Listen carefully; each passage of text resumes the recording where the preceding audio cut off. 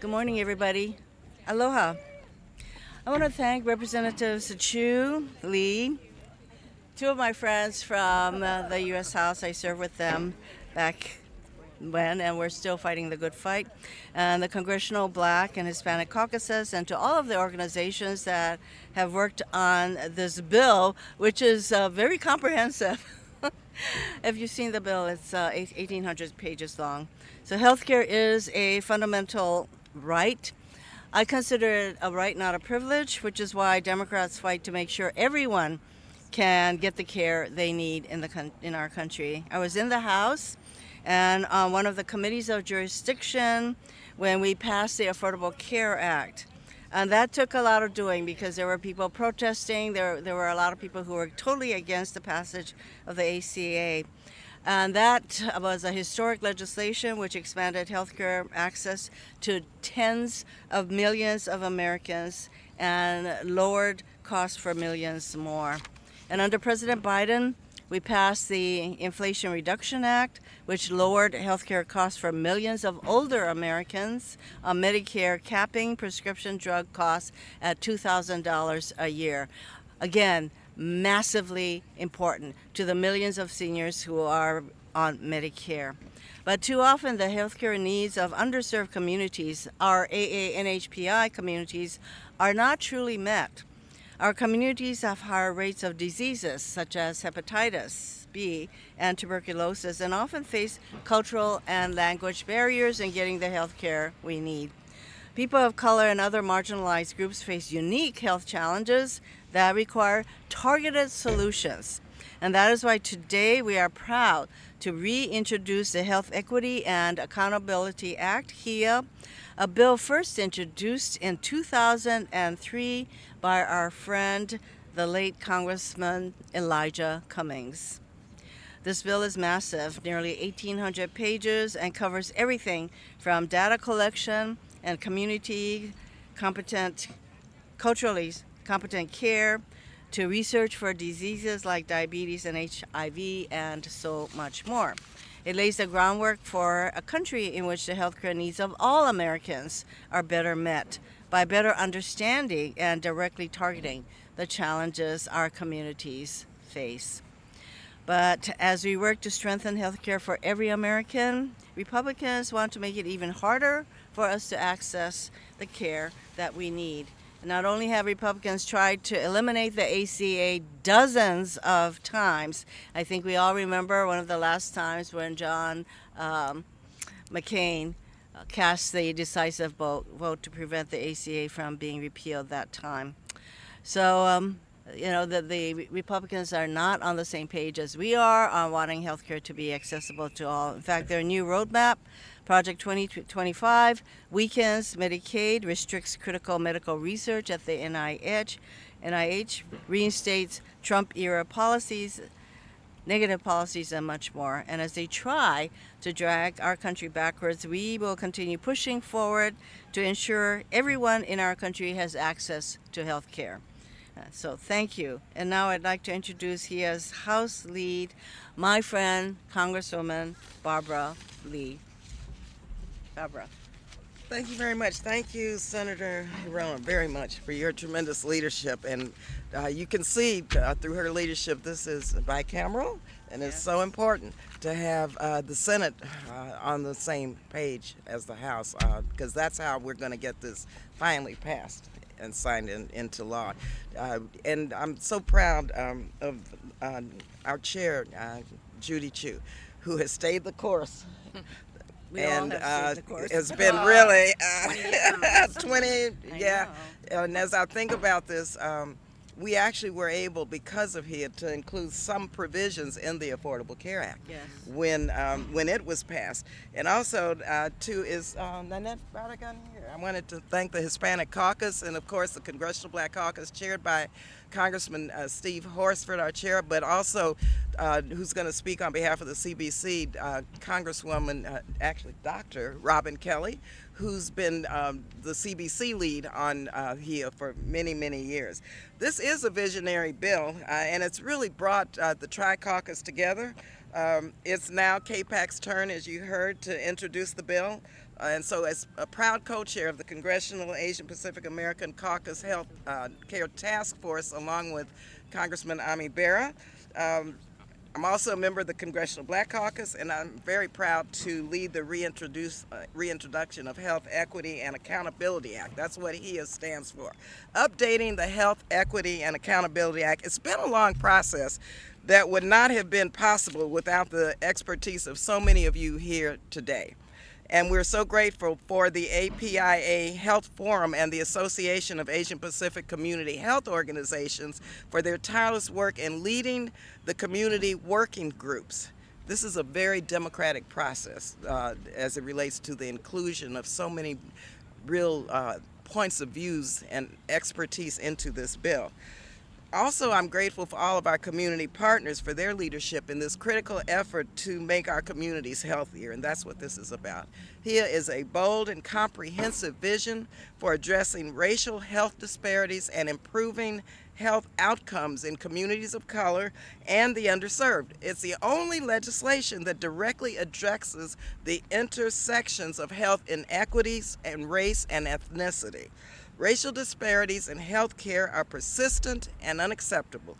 Diseases such as diabetes, HIV, heart disease, and long COVID and COVID continue to disproportionately affect African Americans, Asian Americans, Pacific Islanders, Native Hawaiians, Latino populations, and Native American populations. And despite gains made under the Affordable Care Act, Latinos, African Americans, and certain AA and NHPI communities are still at higher risk of being also uninsured. Right now, extremism and disinformation are running rampant in our country. The Republican majority is working hard to enact their extreme Project 2025 agenda, which would delete the word equity from every federal rule and regulation and every piece of legislation that exists. Equity, making it nearly impossible to address the health and well-being of underserved communities. Project 2025 allies have made it clear, if given the chance, they will make America dangerous and dystopian reality for communities of color, repeal federal health care protections for marginalized communities, and gut Medicaid. It sabotages science-based policies that address climate change, abortion, health access, and education, laying the groundwork to guarantee deadly health outcomes for communities that our caucuses represent.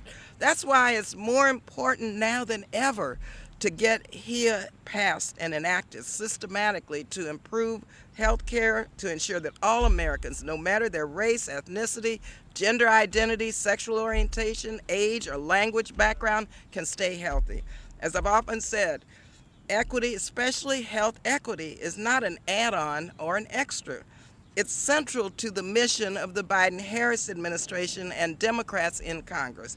We need to pass HEA to address the underlying challenges that prevent communities of color and underserved communities from gaining coverage and accessing high-quality, affordable health care. We need to pass HEA to improve the diversity and quality of our country's healthcare workforce, including addressing the physician shortage and diversity issues. We need to pass HEA to ensure that all federal healthcare data is disaggregated, which our chair constantly hammers us on, because it's so important so that we can better understand the inequities faced by all people of color. And we need to pass HEA because it's diametrically, mind you, diametrically opposed to Project 2025. Finally, let me just say it's a critical step towards ensuring that all Americans have the resources and care that they need, not just to survive, but to thrive. With the help and the health of our advocates and partners, I know that Congress can act and create a truly healthcare system for all. And someone who has just been such a tremendous leader in this issue and so many other issues in terms of equity and justice is KPAC's fearless leader. I call her our woman warrior, Chairwoman Judy Chu. Thank you, Barbara. All right, Judy. Well, thank you. I'm Congressmember Judy Chu, and as chair of the Congressional Asian Pacific American Caucus, or KPAC, I'm so glad to be here with my colleagues, KPAC Healthcare Task Force Co-Chair Congressmember Barbara Lee, and KPAC executive member Senator Mazie Hirono, along with Congressmember Robin Kelly of the Congressional Black Caucus, as we roll out the Health, Equity, and Accountability Act.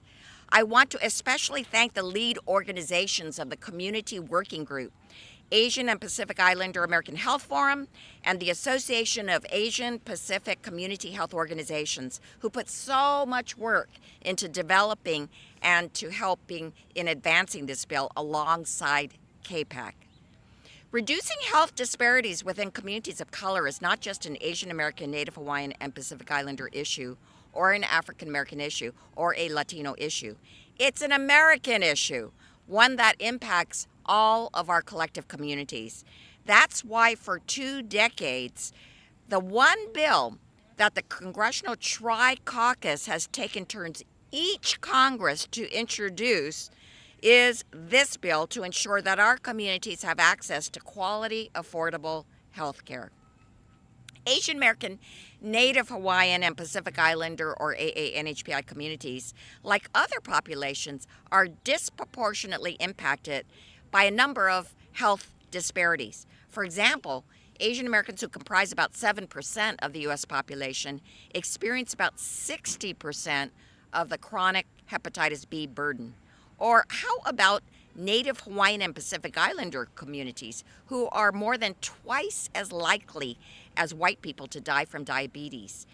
These disparities are a result of factors like higher uninsured rates, language and cultural barriers to pollution that lock communities of color out of quality care. Language access is particularly significant as an issue for the AA-NHPI community, with more than a third of AA-NHPIs having limited English proficiency. And in fact, in my hometown of Monterey Park, 73% of households speak a language other than English. That's why the Health, Equity, and Accountability Act, or HEA, is so critical. Among other proposals, this comprehensive bill would advance culturally and linguistically appropriate health care, promote health care workforce diversity, and address social determinants of health. It would create a health care system that works for all Americans, no matter their race, ethnicity, gender, or language ability.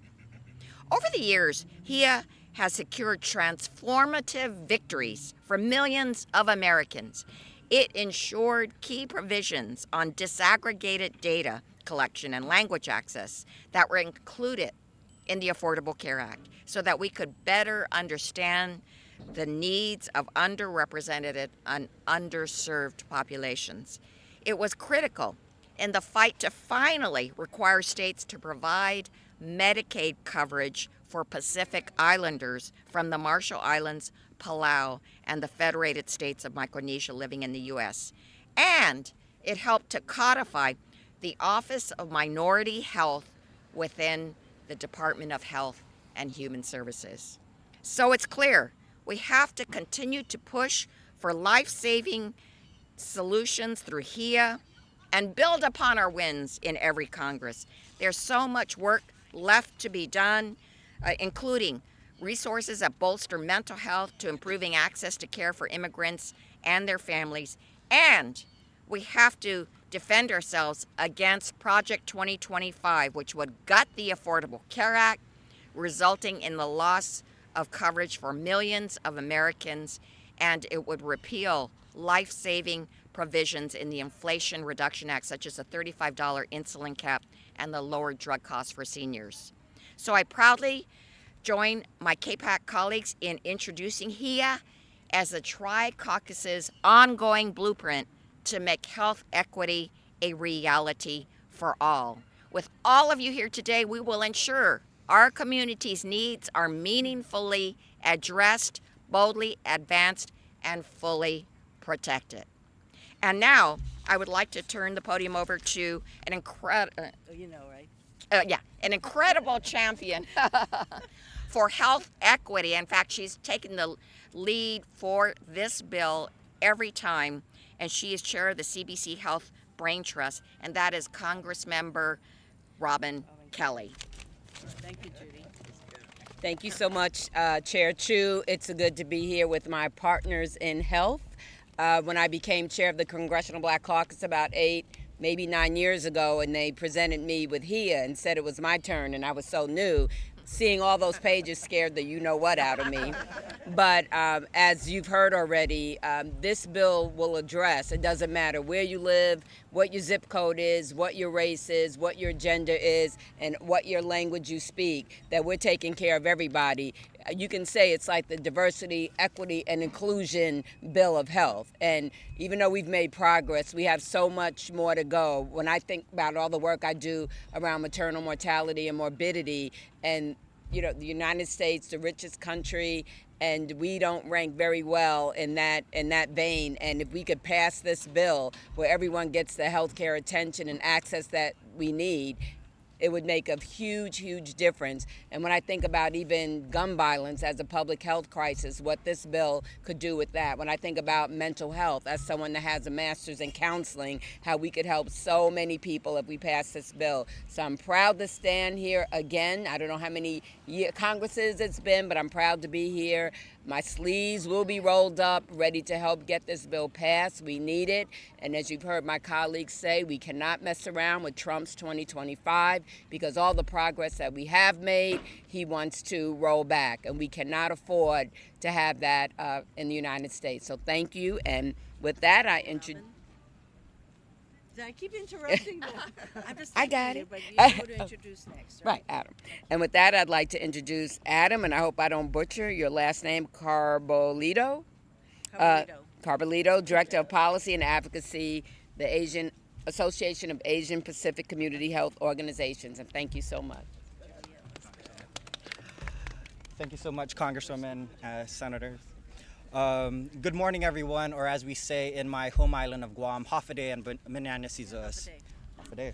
I'm Adam Carbolito, and on behalf of the Association of Asian Pacific Community Health Organizations, or APCHO for short, I'm proud to be here this morning to endorse the Health Equity and Accountability Act. APCHO is a national nonprofit association of community-based healthcare organizations, mostly community health centers, that works to improve health access and outcomes for medically underserved Asian Americans, Native Hawaiians, and Pacific Islanders. Each day, our member community health centers provide care to nearly 750,000 patients, most of whom are low income, racially and ethnically diverse, and who are most comfortable speaking a language other than English.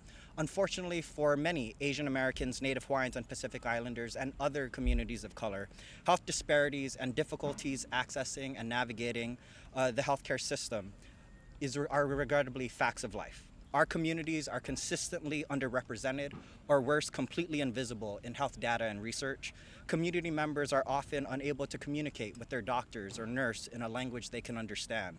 We have challenges accessing services for reproductive health, mental health, substance misuse, or diseases like hepatitis B, tuberculosis, diabetes, heart disease, obesity, that disproportionately affect our communities.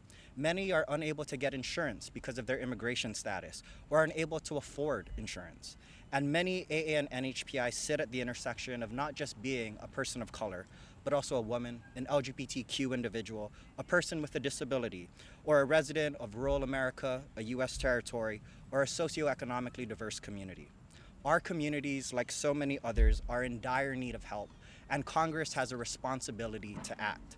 Thankfully, HIA puts forward a bright vision that addresses these and other inequities experienced by all those who are underserved and marginalized. It builds on the extraordinary progress that we made with the passage of the Affordable Care Act and its successive legislation since, but there's still much more work to be done. HIA ensures that all communities are represented in federal data, supports language access and cultural humility, promotes a diverse health workforce, including allied health professionals and community health workers, improves access and quality in healthcare, supports women, gender diverse people, children, and families, addresses mental health and substance misuse, addresses high impact minority diseases, improves IT infrastructure and accountability and evaluation in healthcare, and it addresses the social drivers of health, including in improving environmental justice. You know, just last week, I was back home in my island of Guam, as well as in the Commonwealth of the Northern Mariana Islands, communities that are part of the American family, but who are often ignored and overlooked in the U.S. healthcare system. We visited healthcare facilities that are in dire need of infrastructure and IT improvements. They need resources to hire, train, and keep their health workforce. They have shortages in prescription drugs and life-saving medical equipment. But we also saw dedicated and hardworking professionals who give tirelessly of themselves to care for their patients, and patients and families who continue to hope that the system will work for them. While the challenges in addressing and maintaining healthcare are significantly exacerbated in these island communities, the issues are all too familiar in communities that are underserved across the country. HIA recognizes that there is no one-size-fits-all or single solution to fix the gross inequities in our healthcare system. The vision put forward by the Tri-Caucus is comprehensive and visionary and will make a real difference to patients and their families and the healthcare professionals who serve them. So today I want to thank Senator Hirono, Congresswoman Lee, Chairwoman Chu, Congresswoman Kelly, and all the members of the Tri-Caucus for their unwavering and consistent leadership to address health inequities and disparities across the nation. I also want to thank our partners in the Asian and Pacific Islander American Health Forum and the broad coalition of patient, provider, disease, and civil rights groups who contributed to this bill.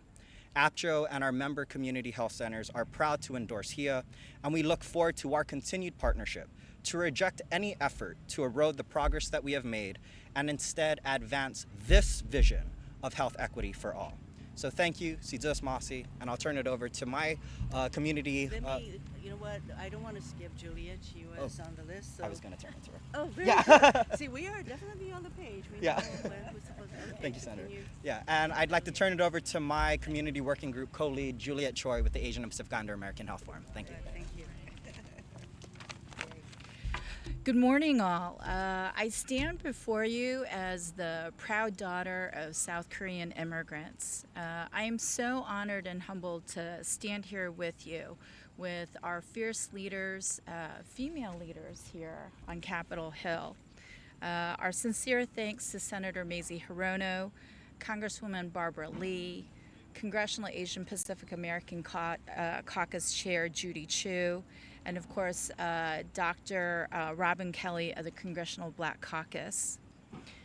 As we've discussed this morning, this is the first time the Health Equity and Accountability Act is being concurrently introduced by both chambers of Congress.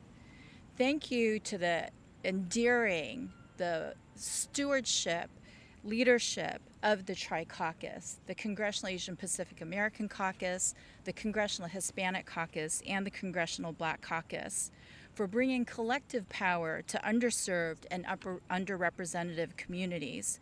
Thanks to all of you, we know as a community we have a voice and a platform to advocate for our families, their well-being, their safety, their future on this national level. I also want to acknowledge our terrific community partner organization, Adam from APCHO, and so many other community leadership organizations here with us today, including the National Minority Equality Forum and Access. As many of you know, HIA is celebrating its 11th iteration since it was first introduced in 2003 by the late Congressman Elijah Cummings from the great state of Maryland.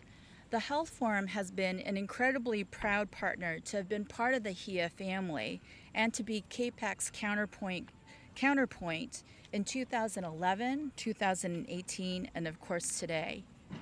HIA is a monumental piece of legislation. As we like to say at the Health Forum, this is the blueprint for health equity and health justice in our nation.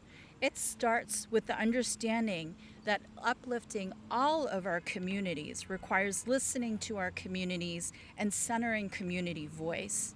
It incorporates feedback from over 300 grassroots organizations, civil rights organizations, and health justice leaders. These organizations ensure that we have true representation and that the legislation reflects that exactly. Our advocates represent people of color, LGBTQIA individuals, seniors, women, mothers, babies, immigrants, individuals with disabilities, chronic diseases, and so many more. He advances justice and health. with 10 titles spanning over 1,700 pages, and I invite you to at least read a portion of HIA. HIA is ever evolving to address the diverse and challenging needs in our communities. It confronts the health disparities that result in unequal outcomes head on. It proposes bold remedies to address underrepresentation and the institutionalized bias, racism, and discrimination within our healthcare system. It ensures that our community's well-being will no longer be determined by who you are, where you're from, or what zip code you live in. By tearing down barriers that prevent our communities from accessing healthcare, HIA offers a roadmap for policymakers that truly value the well-being of all Americans and ultimately envisions a bold future where healthcare is not a privilege, but a right. Thank you. Thank you. Okay, we're now going to hear from Brandon Garrett. He's the COO and Chief of Staff, National Minority Quality Forum. Thank you, Senator. Okay, this is the kind of situation where everything has been said, but not by every one of us. Right. So I won't take. go for it. Yeah, thank you so much. I won't take up too much of your time. One thing I remember when I was Congresswoman Kelly's chief of staff at one point, and I think when we took HIA over, it was 13 pages. So we've advanced up 500 pages. Additionally, I'm from New Orleans, so I apologize for the heat, but the National Minority Quality Forum is pleased to endorse the Health Equity and Accountability Act of 2024. NMQF is a 501c3 research and advocacy organization. It's committed to the transformation of America's legacy healthcare finance, research, and delivery constructs to a system that embraces as its prime directive the prevention and reduction of patient risk, the assurance of optimal care, and outcomes for all. We are proud to be a leading partner with Congresswoman Barbara Lee, Senator Hirono, Dr. Chu, and Dr. Kelly, and the Congressional Triad Caucus in their steadfast leadership, bold vision, and unwavering commitment to the creation of a nation which health equity is a reality. NMQF is a research and data organization, so we're particularly proud of our continuing work on Title IX, the accountability and evaluation which ensures the federal government is responsive to and held accountable for the efforts to reduce health inequities and disparities by expanding civil rights protections for anyone operating with federal financial assistance, ensuring that all populations have access to quality health care. So thank you all for being here. Apologize for the heat, but thanks for everything. Thank you for all of you here. Obviously, we've been working on this for a long time, and there have been provisions of HIA that have been included in other bills that we've worked on, because the goal is to have these individual provisions as we can to find vehicles so that we can push for various aspects of this bill. But this is a compilation of a lot of hard work from so many people. Do any of you have any questions? Okay, read the bill. Thank you very much. And by the way, I just want to add that, healthcare is real, the lack of access is real, and I do want to mention I'm the only immigrant serving in the United States Senate, and I came here as a poor immigrant. My mother had no healthcare, and believe me, growing up, if my mother got sick, she would not be able to go to work, and she obviously had no health care, and it meant a lot to us that there are all of these disparities that were never addressed back then, and that's why we're working so hard to make sure that the people in our country get the health care they deserve and need. Thank you, everybody. Oh.